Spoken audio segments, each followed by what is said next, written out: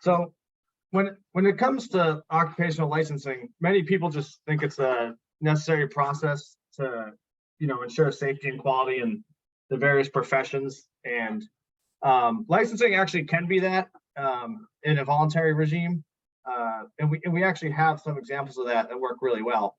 But when the government has a monopoly on licensing, as it does, it's going to produce the opposite result. So we're actually going to get less quality and safety, just like everything the government does. Whatever the intentions are, you always get the opposite result. What's most important is that it's an infringement on liberty, right? So that's enough for us to just be against it. We don't need the practical arguments I'm going to make. I want a certain person to perform surgery on me, and they're willing to do it, and we agree on terms. The state finds out that that's happening, they're going to step in and prosecute. And I mean, why is it their business of what we're doing, whether they perceive a greater risk than someone else doing it that they license or something like this? We should still have the liberty to do these things.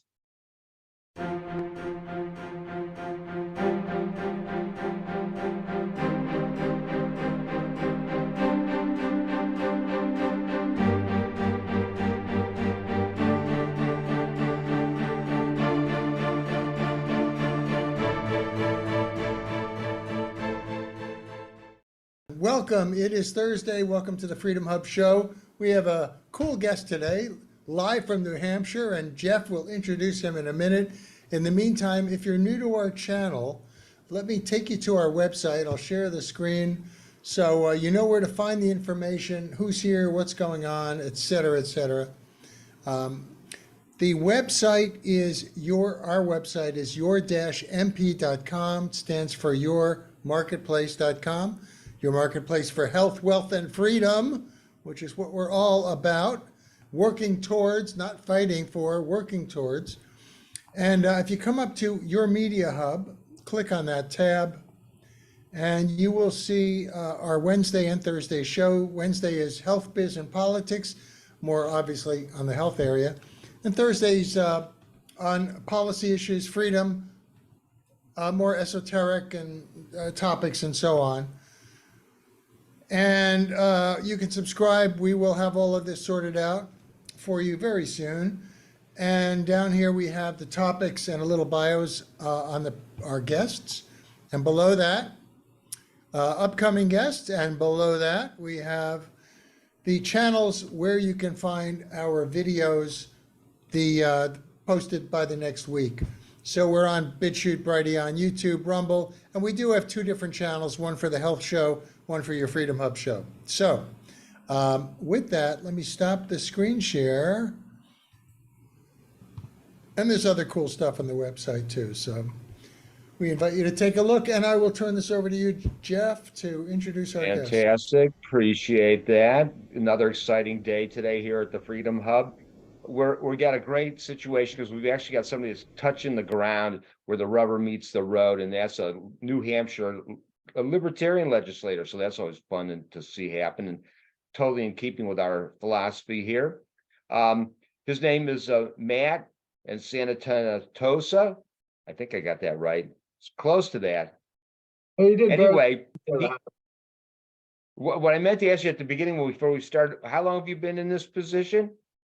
I just finished my third year, so that's 2 elections. Excellent. Well, that's even better that he's gotten reelected, so that's fantastic. So when he's not wearing his legislator hat and trying to save the world for all the rest of us, he's actually out there doing some property management, poodling around in helicopters, and driving trucks around just to make sure that everything's where we need it. So it's all very, very positive, and like I was saying before, like a typical libertarian, he's holding down 10 jobs. Making all these things happen. But this is going to be exciting today because one of the things we've been harping on is the idea of licensing. It's costly. It's a bit of a CE, continuing education credit racket. It definitely, restricts access, limits the supply of whatever it is that we were trying to do. Like I get a supply of doctors is limited, or drives up the price of using any of those people. So this is great what he's up to, and I can't wait to find out the rest of the story. So Matt, why don't you jump in there and enlighten us? Sure. So when it comes to occupational licensing, many people just think it's a necessary process to, ensure safety and quality in the various professions. And licensing actually can be that in a voluntary regime. And we actually have some examples of that work really well. But when the government has a monopoly on licensing, as it does, it's going to produce the opposite result. So we're actually going to get less quality and safety, just like everything the government does. Whatever the intentions are, you always get the opposite result. So even though I'm going to argue that licensing, state mandated licensing, doesn't help with safety and quality and all this stuff, what's most important is that it's an infringement on liberty, right? So that's enough for us to just be against it. We don't need the practical arguments I'm going to make to be against it. Just like Benjamin Franklin famously said, those who would give up liberty for safety deserve neither liberty nor safety. And occupational licensing just restricts who I can hire for services. Like if I want to hire someone to drive me to the hospital, I can't, unless the state has licensed that person to do that. Or if I want a certain person to perform surgery on me and they're willing to do it and we agree on terms, the state finds out that that's happening, they're going to step in and prosecute. And I mean, why is it their business of what we're doing, whether they perceive a greater risk than someone else doing it that they license or something like this? We should still have the liberty to do these things. So that's just the basic liberty perspective. And I don't think anyone's confused about that. Like the public understands that licensing, I think in general, will limit their liberty, but they just think it's worth it and necessary just to get basic health and safety to the public. That without the state licensing, the world's going to fall apart. Like houses are just going to have constant electrical fires, and amateurs are going to be performing open heart surgery, and bars, my favorite one, bars are going to serve tainted alcohol, because there's just no way without licensing to stop that from happening. So, and this is because people, without really thinking about it, just think that this is the only mechanism to stop unqualified people into the professions, but so the truth is there is a mechanism that really handles this right now, and that's insurance. With or without state licensing, insurance is going to handle this problem. And for some reason, people just don't like insurance. Like insurance has a bad name, like people just hate it. But people forget what it does. It's a great product and it's responsible for a lot of stuff. Any big project, it can't happen without a lender, and the lender's not going to lend if their collateral is at risk. So they need insurance, to make sure their collateral is going to be okay. A lot of people buy a car on loan, and that would just not happen if the lender couldn't have that vehicle insured for collision and stuff like this. So people are, but people hate it because they're paying for something that they don't really see the benefit. They forget, they're paying this thing, but if their house burns down, the insurance company is going to buy them a new house. So it's a great product. But the reason why insurance is going to take care of this is, they're going to require, for example, surgeons, they're going to require through some mechanism that surgeons are qualified, or else they won't be able to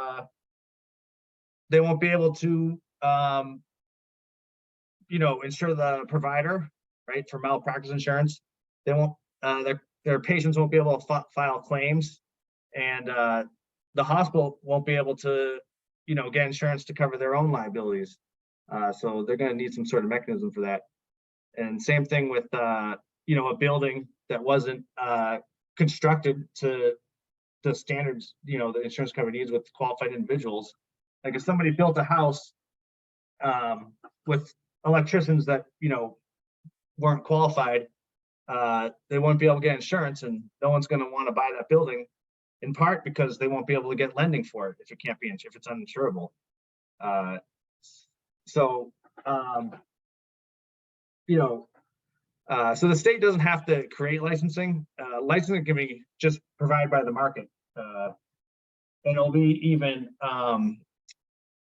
better with a market solution. Like if, for example, if there's two competing licensing organizations for electricians with, say, license A and B, the insurance companies, our actuaries will figure out, buildings built with electricians with license A have electrical fires less often than those built with B, for example. So we'll give those built with A better rates. They'll just figure out that.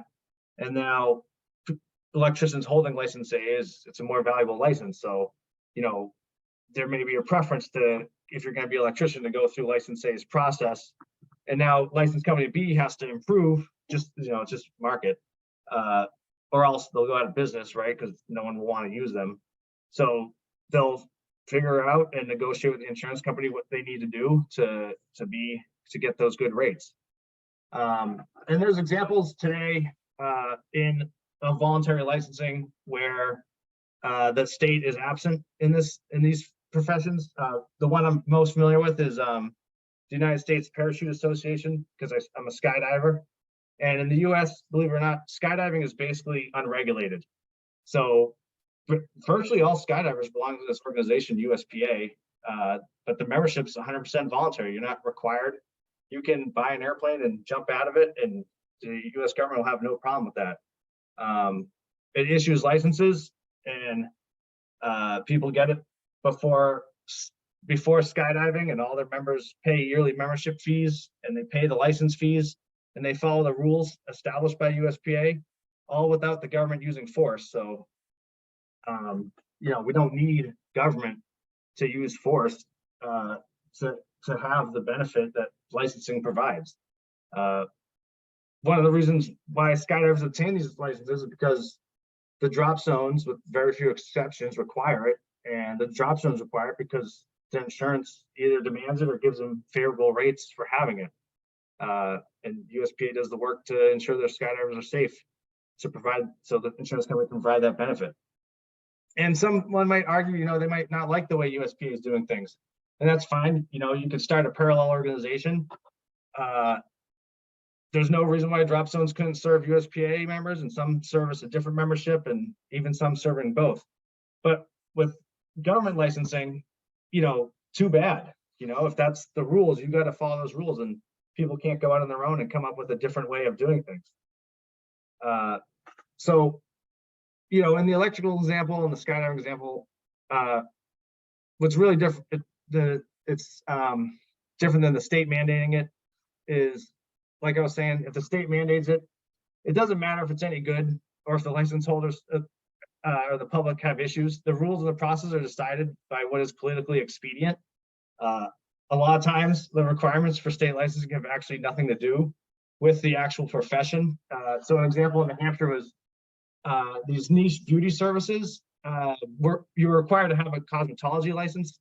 It's like, I don't know beauty services, but there was like these procedures like blow dry bars, threading eyebrows, and applying makeup and eyelash extensions.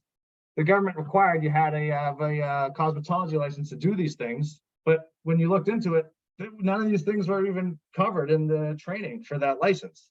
So it's just arbitrary decisions. When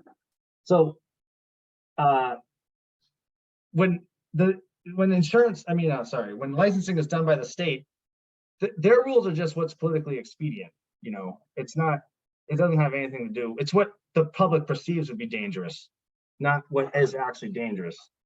But unlike state licensing, if insurance needs some sort of licensing, it's not interested in what the public's perception is of what's dangerous. It's interested in what is going to cause them to pay out claims. So it has that market incentive. And then another problem with state licensing is it gives a false sense of security to the public, right? If people just believe that if somebody's licensed by the state, then it must be okay because they have this license. That whether or not it's actually any good or not, all right, but so most importantly, though, if you don't agree with the licensing and you want to, let's say you want to build a building with unlicensed electricians, for example, or you want to build it by yourself, or you want to start, your own licensing regime. Voluntary licensing allows you to do this, but it's important because we should be able to have the liberty to contract with whoever we want. And it's also important because recently governments have actually used licensing to force people to comply with rules they otherwise wouldn't. So, like, for example, when COVID was going on, I went to my dentist, I think for routine cleaning, something like this, and they told me how to wear a mask in the hallway to get to the chair where they'd be working on my teeth, but not in the waiting room, just the walk over, right? So I basically told them I wasn't going to do it, and it got kind of heated. And I was upset at them, but it actually was the state, right? The state was holding their license and saying, you don't do these things that, whether you think they're ridiculous or not, we're going to pull your license. And then very famously, Jordan Peterson, he's at risk of losing his license in psychology unless he complies with some re-education and some indoctrination that they want. And it's also just completely conceivable that the state could just prohibit their licensed workers from providing care to those who received the COVID vaccine, for example. And I think this may even be happening under some jurisdictions. All right, so I saw some comments here, so ask me some questions after about that. But so quick, Matt, I was going to redirect you a little bit before you start responding to any comments. What are you actually doing? You were saying you're starting a bill or something you got going on? I was just about to get into that. So yeah, I serve as a legislator in the New Hampshire House of Representatives, and like I was saying before the call started, New Hampshire's pretty unique because we have a true citizen legislator. We have 400 state reps, so we're for a population of 1.3 million people. So we have extremely represented, one of the most represented bodies in the Western world. And our legislators get a compensation of $100 a year. So whether they're libertarians or Democrats or whatever they believe, in New Hampshire, people are there because they care about the state of New Hampshire. And they're, I think they're going to be in good faith in general with somebody that does it as a profession. So in the House, I sit on the Executive Department's Administration Committee. We deal with all the occupational licensing stuff. And somebody came to me with this idea, House Bill 507, what it ended up being called, and it would just simply delete the penalties for an unlicensed person practicing a licensed profession in the state, as long as they're not holding themselves out to be licensed by the state. And this is just really a smart idea because it left the licensing regime in place. So business could just go on as usual for this transitional period. You could still get a license, and a lot of employers and, like I was saying, insurance is a big deal about how things work in this world. They would require the license, the employers require the license, but it would give us the liberty if I break my thumb and I want this guy to do the repair, I can just pay him, and I don't need to, I'm not going to be controlled by the state. He's not going to be in trouble by the state. So we could have liberty and, maintain that the existing structure.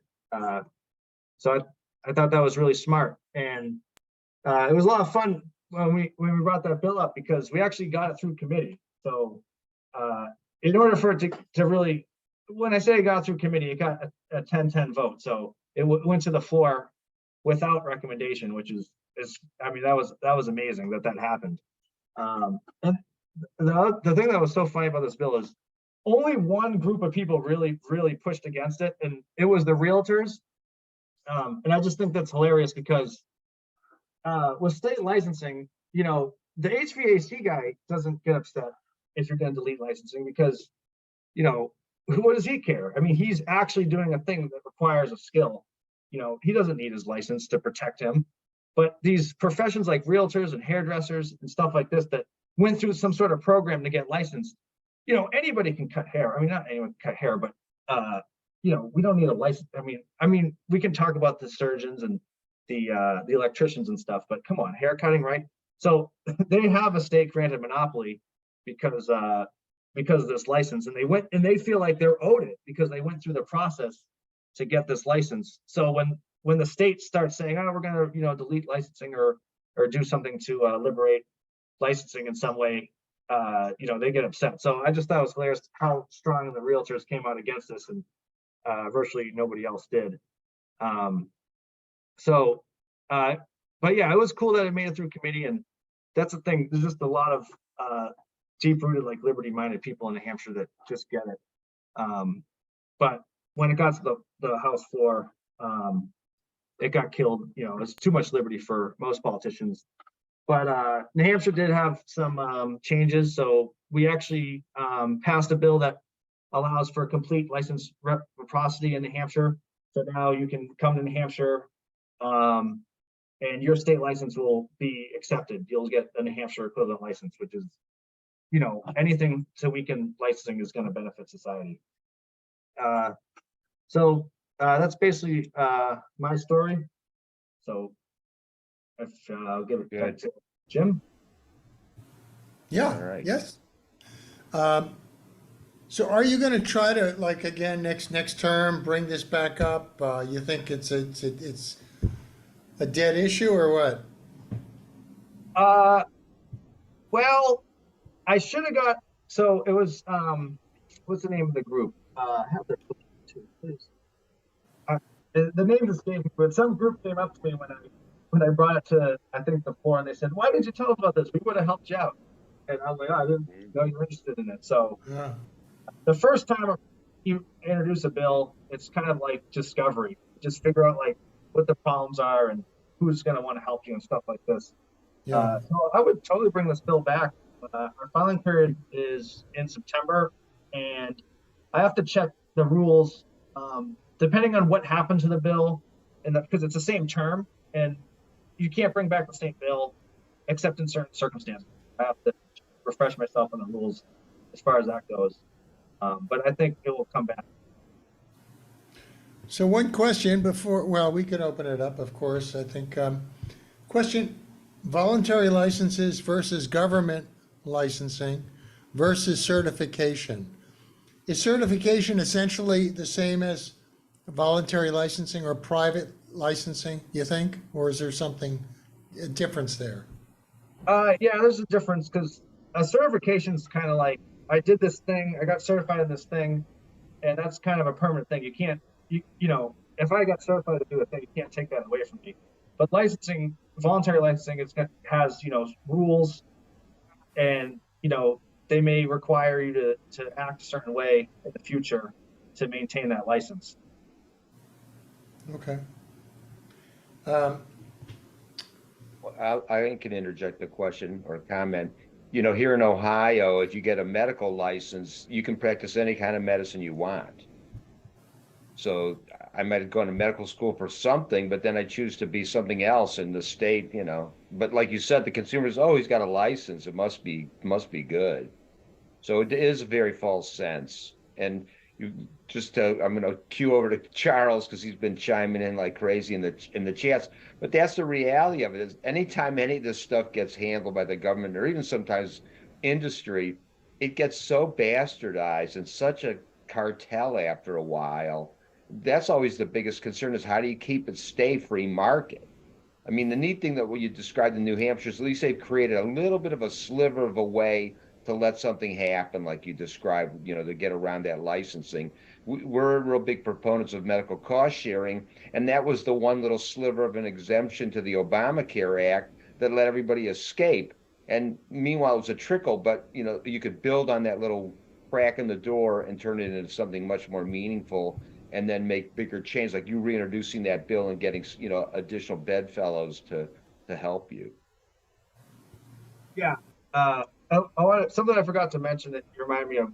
It is like a cartel, right? This licensing stuff. But one thing I thought was so amazing is, I forget what bill it was, but some bill that got the cosmetologist to bill upset, and they'll get upset because they need to do 1,500 hours to get licensed, you know. And so one of the schools came in that does this, and they brought in a parade of, you know, their students, right, to be part of the to testify as well. And what I thought was so cool is, well, maybe it wasn't cool, but what I found out was afterwards that them going and testifying counted towards the 1,500 hours. And then I realized, well, that's the job. The job is to make sure that you stay licensed, right? That you keep this monopoly. So of course it should count towards their 1,500 hours to go testify to continue the regime. It's just funny. That's actually the job. You know, I don't know if they get their 1,405 hours, but it's not relevant to keeping their license going. Jeff, did you want to call on Charles? I saw his hand isn't up, but I saw we had a few things out there. Or Say, Charles, have to throw in a few would you like comments. to? Sure. No, thank you guys. And Matthew, thank you for the work that you're doing. We may not agree on everything that you want to do and how you want it to look, but you definitely qualify as a representative and practice the whole idea of a representative form of government. So I salute you and thank you. That said, I'll give you a brief war story that kind of gets to what you're talking about. In the state of Georgia, you would have to do continuing education to get an insurance license. Well, the state came out with this seminar, which they held in a very nice motel downtown Atlanta, and it was on workers' comp. And you received enough hours by attending that all day long to get your license renewed. All right, so I attended the conversation. Well, the first thing I went to, they were talking about workers' comp. They were talking about all the lawsuits, the limitations of the law and all this. And I asked the question, whatever happened to sole remedy? I was told to leave the room, all right? I go to the next group of classes. All I had to do was sign in on the ledger. I didn't even have to go into the room. But the state of Georgia got $250 per participant. So you know what I did? I went to every ledger, signed in, turned around, walked out about 9:30 in the morning. Of course, I had to pay them the $250. Now that's what licensing does. Licensing on the real estate commission percentages have increased the last 60 years. Now let's stop and think about that. Name any other business that has increased its commission. Insurance agents, life agents, property and casualty agents? No, commissions have dropped, as a percentage.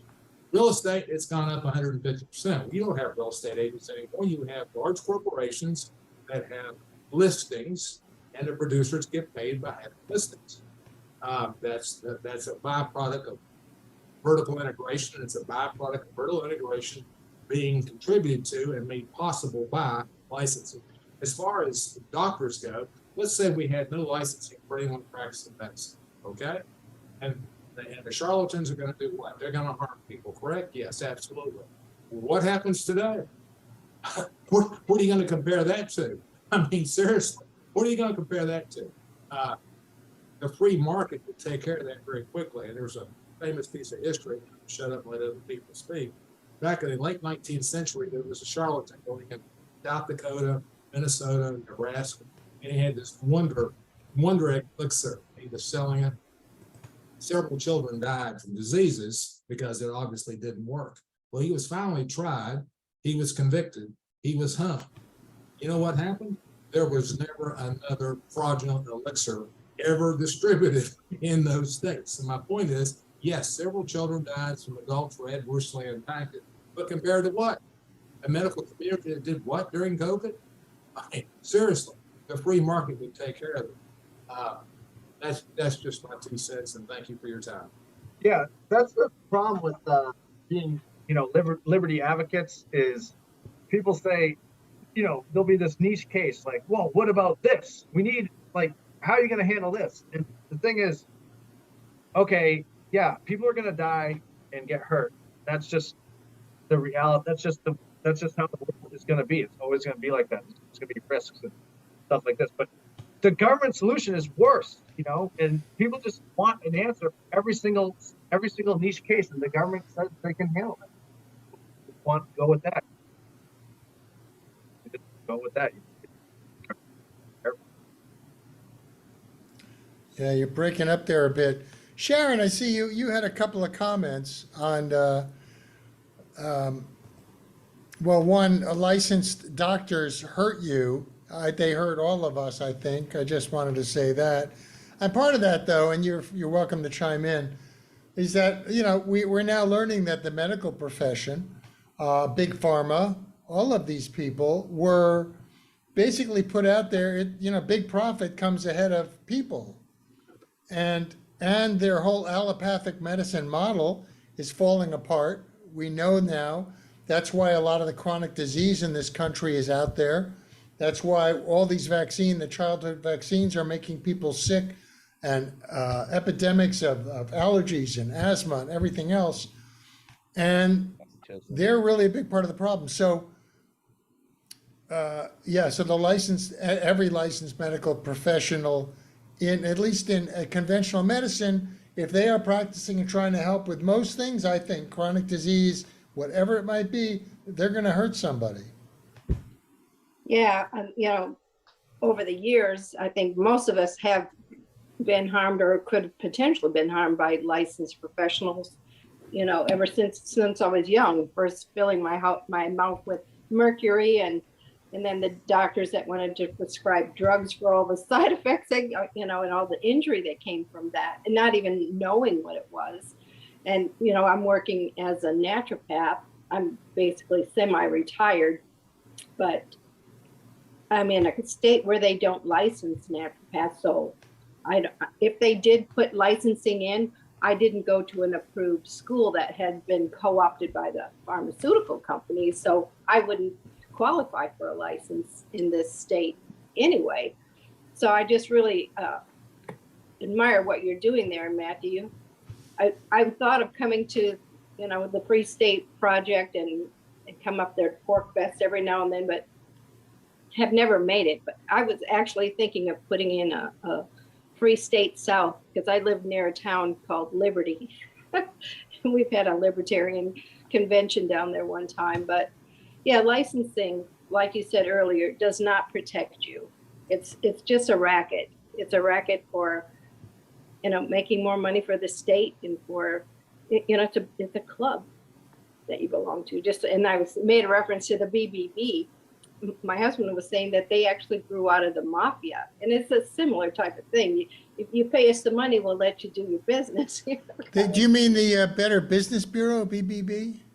Yeah. What's BB? Oh, okay. Yeah. He said the people that started that used to be in the mafia, and then they put on their suits and acted respectable, just how all government started. and then they have a license to steal your money. So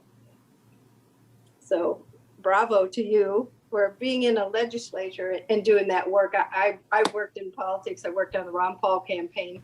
And so I've had to, step back from all of that. It was just too much for me. So thank you. You definitely got to come to Pork Fest because it's littered with legislators. Yeah, I'd love to come sometime. I wouldn't camp out. I need a place that has room service. Oh, that's fine. We got hotels right across the street. So Okay. walk across the street. Oh, great. Well, thank you. Thanks for what you're doing. But that's what licensing is. It's a protectionism racket, and it makes a one-size-fits-all solution for everything. So you have to go through their program to get a medical license, and alternative perspectives are going to get deleted. So we don't know what we're missing out on because we can't go and figure out other ways to do things. We don't even know actual way to treat them. Hey, Matt, Yeah, I'm just curious, one kind of in New Hampshire in general, what's going on there? Maybe you can give us a little insight into the political climate, how you fared through the lockdowns and the lunacy, or is it insanity, whatever, and what do you think the future looks like up there? What kind of coalitions are working to keep Live Free or Die, that Live Free state, free?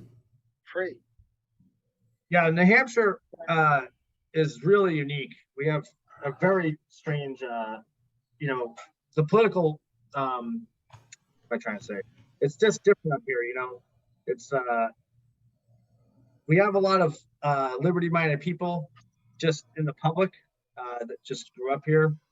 And I think what's happening in part is that New Hampshire is kind of a lone wolf surrounded by progressive states.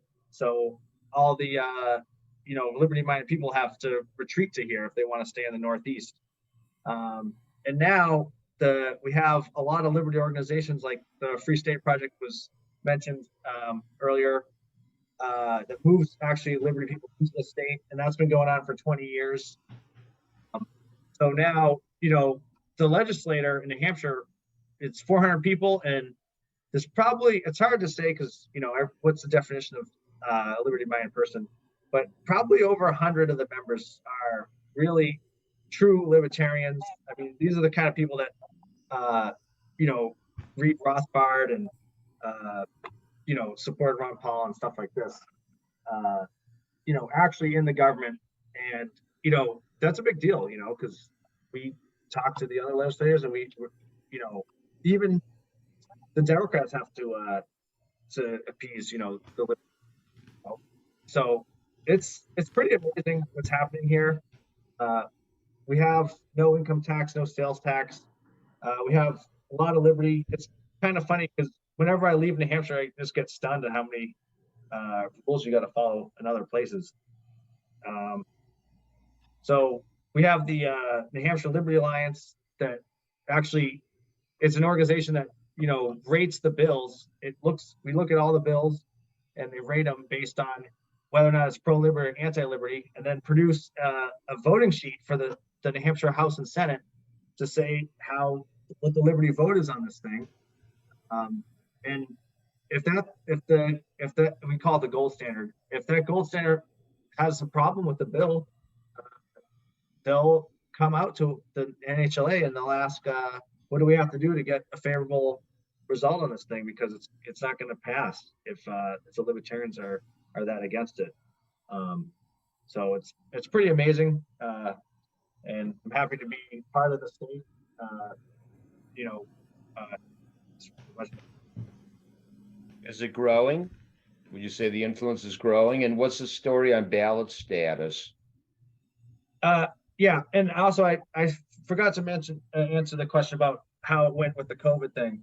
So just real quick, our governor, he issued out some sort of, you know, same thing, shut down the legislator and basically ruled from the bench, or not the bench, but the governor's chair with executive order type things. And that just, the way that went down as far as people's lives went was really what town you're in. If you were in one of these crazy towns like Nashua, you know, they would shut down a business if someone walked in there without a mask. But most of the state just basically ignored it. And things kind of just went on like normal, especially after the first few months or so. As far as if it's growing, I think so. When COVID was going on, a lot of people started moving to New Hampshire really quick. We have no housing in the state right now for anybody. If you want to move to New Hampshire, unless you got like $800,000, you're not buying a house right now. And I looked at some study that measured who was actually moving to the state, and it was 60, you know, they only did Republican, Democrat, but 60% Republican is what the study said. So people that are moving here are, you know, in general, I think Republicans are more minded than Democrats on most things. So there's a lot of people moving here. I was just talking to Mark Warden. He's he runs his business, Porcupine Real Estate, that actually is a real estate company to actually just service libertarians moving into the state. And he was telling me, I think there was, you know, his numbers for the COVID years were just enormous. I mean, everyone is trying to get here. So we got, you know, just like people are fleeing California into Texas and Arizona, people are fleeing New York and Connecticut and Massachusetts into New Hampshire. And I think we're getting all the good people. Excellent. Since we talked about it for a minute, why don't you elaborate a little bit on what PorcFest is and why they do it? And is it the same time every year? Sure. So PorcFest is a event put on by the Free State Project, and the Free State Project's mission is to move liberty-minded people into the state of New Hampshire. The goal, well, actually, the Free State Project it's actually to move liberty-minded people into a state, and they went through a process to pick New Hampshire about 20 years ago. And so what they do is one of their annual events is PorcFest. It's a week-long liberty celebration in Lancaster, New Hampshire, every June. So you can come in, and people that are thinking about New Hampshire, especially liberty-minded people, we just ask them to try to visit New Hampshire. You know, don't make the commitment to move until you see what's actually happening here. And PorcFest is a good opportunity to do that. It's a week long, about 2,000 people attend. And Sorry, I got distracted with a message here. You gotta stop looking at it. It's a week, yeah, it's a week long in New Hampshire. We have speakers come in and, you know, vendors and all sorts of things. And it's pretty cool because one time I guess the cops were gonna come by, and we basically people stopped up and turned around and said, if you guys drive through here, there's gonna be some serious problems. So there's people like walking around with AK-47s, just, you know, out in the open, and then you know, 50 feet away from that, there's people doing various types of recreational drugs, and there's, you know, Catholics there, and then, you know, trans people. So it's just like all these people from just different cultures, all gathering together for this idea of liberty, you know, where, you know, we may not agree with how other people are living, but we do agree that we're not going to use government force to force people to behave a certain way, whether, you know, whoever thinks that's the correct way to behave. We'll just use our arguments to explain why we think that's not the right way to be. It's great. Sounds like we have to make it up there sometime, Jeff, after Freedom Fest. Exactly. Get our Pork little Fest, booth and- going there. And let me just jump in a second, Pork Fest, because I'm thinking all the pigs, all the pork is here. I'm in Turkey, by the way, Matthew. And they have signs instead of like back home, you know, deer crossing, watch out. It's pigs, it's wild pigs. And I said, this must be heaven because this is like a Muslim country, right? You can't eat pork. You can't go to the store and find pork, no bacon, nothing. So the pigs are like, hey, come over here, try to get a freighter or something, you know? This is freedom, we got it. Yeah, Anyway. I wasn't prepared to talk about Pork Fest, but I should have said that it's called Pork Fest because it's the Porcupine Freedom Festival. So, but we do eat pork. So there's some sort of pork cooking, I think, on Thursday. And believe it or not, the porcupine symbol for libertarians, that was a Free State Project invention. So that porcupine that you see, that national libertarians use it, and it's everywhere, that was invented here in New Hampshire, you know, being the libertarian homeland that it is. And the porcupine, it's the animal that actually it's not an aggressive animal, right? It's not going to attack you for no reason, but it has quills and it will defend itself. And you know, it's a very dangerous animal. You don't want to mess with a porcupine. It'll kill you. So that's kind of why we use this. That's why it was picked as the animal for us, you know, where we don't want to cause problems, but you know, if you bring them, then they'll find out. One thing that's neat that you were describing is like the mix of who's at the Pork Fest. And I had the luxury of being at a Ron Paul event that was a Woodstock concert when he did his Campaign for Liberty launch. And we wandered by and there was this old couple that looked like they just had left their assisted living center to be at this event, but they were hanging out with another couple that had more tattoos and piercings than you thought was possible. And they were having a great time. They chatted for the longest time. They were so simpatico, yet they were completely different people. So that's the nice thing about liberty. It definitely gives everybody a basis to relate with each other and get along in a good way and let everybody else do what they want to do. It's great. Are you originally from New Hampshire, or did you gravitate there? And what caused you to suddenly realize you were a libertarian? Before I answer that, just the last Pork Fest I went to, I missed this year, so I think 2022 I was there. And there's this event called Soapbox Idol, which if anyone goes to Pork Fest, you can't see everything. There's too much going on. But Soapbox Idol, you have to prioritize that, where they basically judge people about how their rants were. So everyone does a rant, and then there's people judging. And on the judging table was Tom Woods, right, who's a traditional Catholic, and then Aria DiMezio is a trans activist, right? And they're together, you know, both judges for this thing and getting along and everything, you know, where their lifestyle has got to be completely different. I mean, just think about it, right? That's great. But so I grew up in Massachusetts, and when I was a child, New Hampshire was like this magical place that I always wanted to go to. And I didn't actually realize it was just 20 minutes north of where we lived, because when you're a kid, it feels like you're there forever. And I was like, oh, we're in New Hampshire, it's the greatest place ever. But that was before I knew about anything. So I was already planning on becoming a New Hampshire resident at a young age. And the Free State Project, I did know about it before I moved, so that was kind of like, and I became kind of liberty minded around 2011 because of Ron Paul. So that was just icing on the cake to influence the move that I was going to do anyways. Fantastic. It's great. Let's see if we're live. Yeah. So is there anything, I guess we're coming up on the top of the hour. Anyone else have any questions? And if not, I would, we could ask our audience finally to chime in, or would you, and you can wrap up if you want to give us a summary and tell people how they can reach you. I've got a question if I Yeah. get time to put in there. Just out of curiosity, Matthew, if you lived in a perfect world, and we don't, obviously, what is your vision of what you want things to look like there in New Hampshire in an ideal state 5 years from now, 10 years from now, and how do you propose to get there? Yeah, so that's a hard question for me because I don't really think in that way.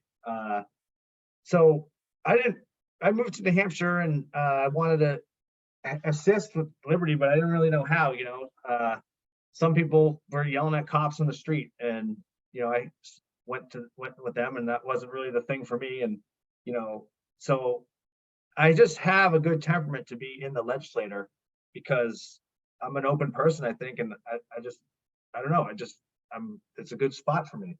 And people asked me to be in the legislator. So I did it. And I said, I really don't know anything about legislation. I have this philosophy of liberty. That's just it. And I don't really know the answer of how to get from here to there. I just know what's right. And they basically said that's good enough for us, So all the bills that I've introduced came from someone else. And usually what they say, this one was one of them, this 507. And what people say is, I want this bill, but nobody will introduce it because the political, they think it's going to mess up their chances of reelection. So I don't know. I think I got the reputation of the guy that will just introduce any bill. So if someone brings me a bill and it's increases liberty, I'm gonna put it if they're gonna work on it. That's the other thing is sometimes people, they want something done, but then they're not going to show up and testify and they're not going to work on it. They're going to ask me to do all that work. So I put in bills like delete the Controlled Drug Act in New Hampshire, just delete the whole thing.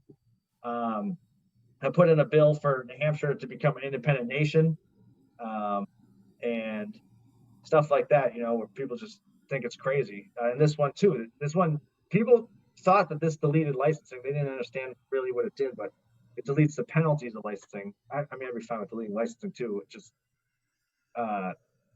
so how we're going to get from here to there in 10 years. The only thing we can do is just, I think the Free State Project's the right idea. We're in a minority belief being liberty minded.